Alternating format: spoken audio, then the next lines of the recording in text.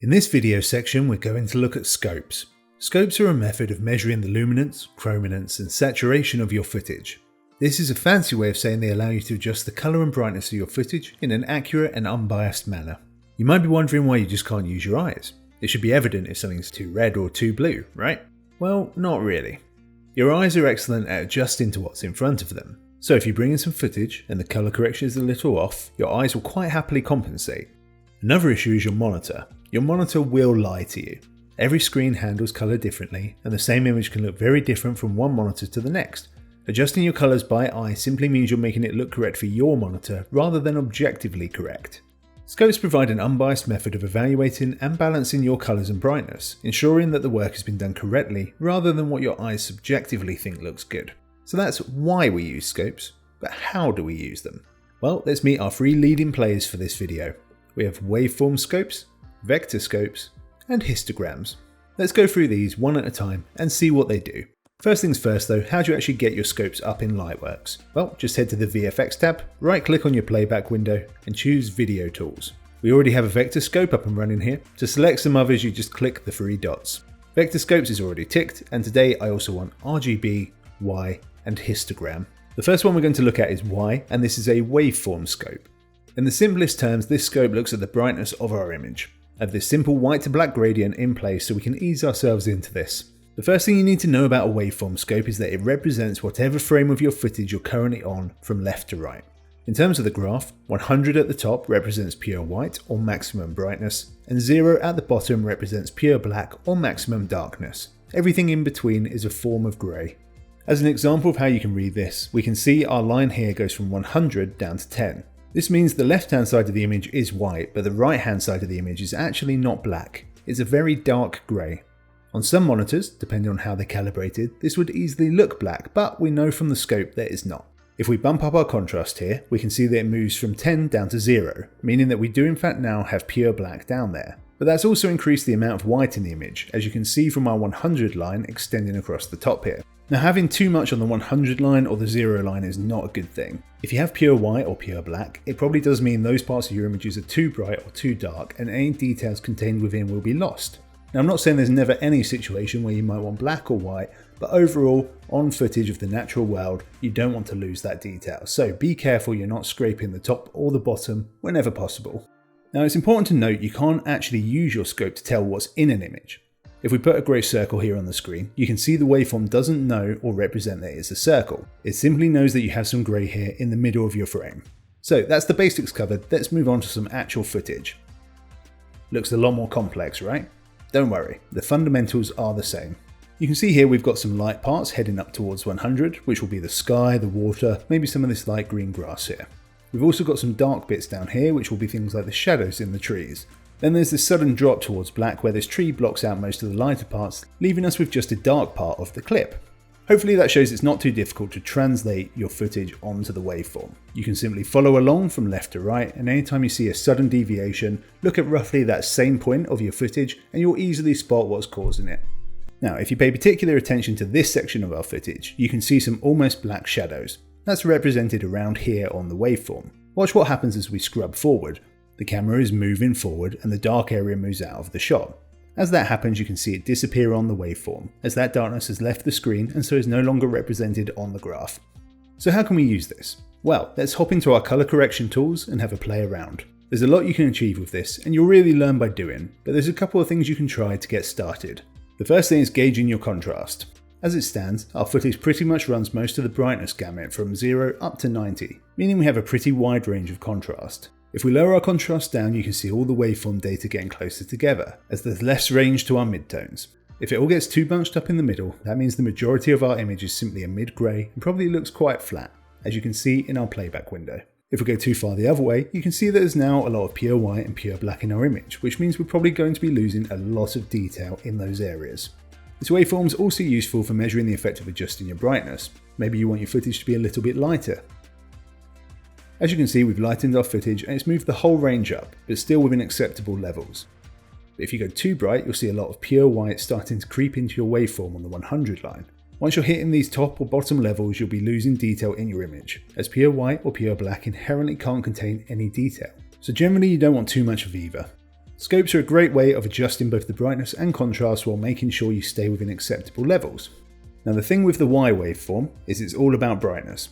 If we adjust the saturation here to boost or remove some colour from the image, you can see it's no real effect on the waveform.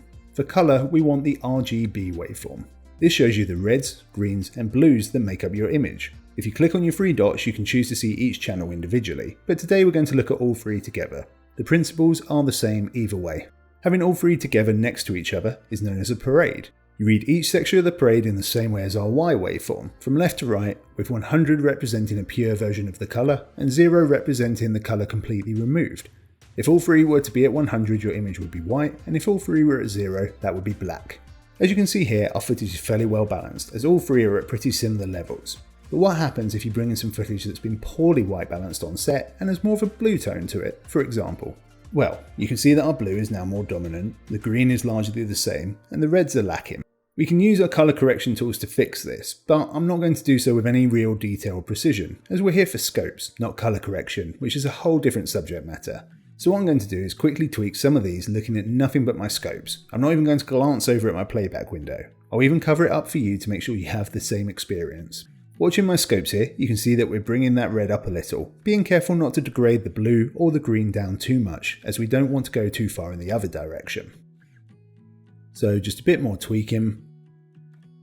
Now my scopes are telling me this is more balanced than it was at the start. So if we uncover our playback window, and yeah, you can see it looks a lot more natural now.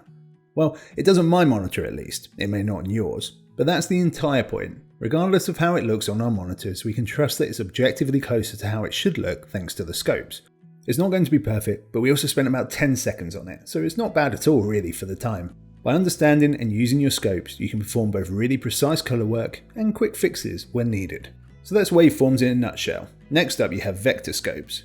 Now, just when we were getting used to our waveform graph, we suddenly have this crazy circle in the mix. I know what you're thinking. What on earth is this? This is ridiculous. First there are graphs, now circles. Is this maths? Are they sneaking in a pie chart? I didn't get into video editing to do charts and circles. Oh my god, what is happening? That's what I assume you're thinking.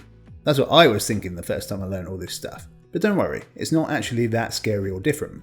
The Vectorscope is just another way of evaluating your colour, primarily in terms of saturation this time.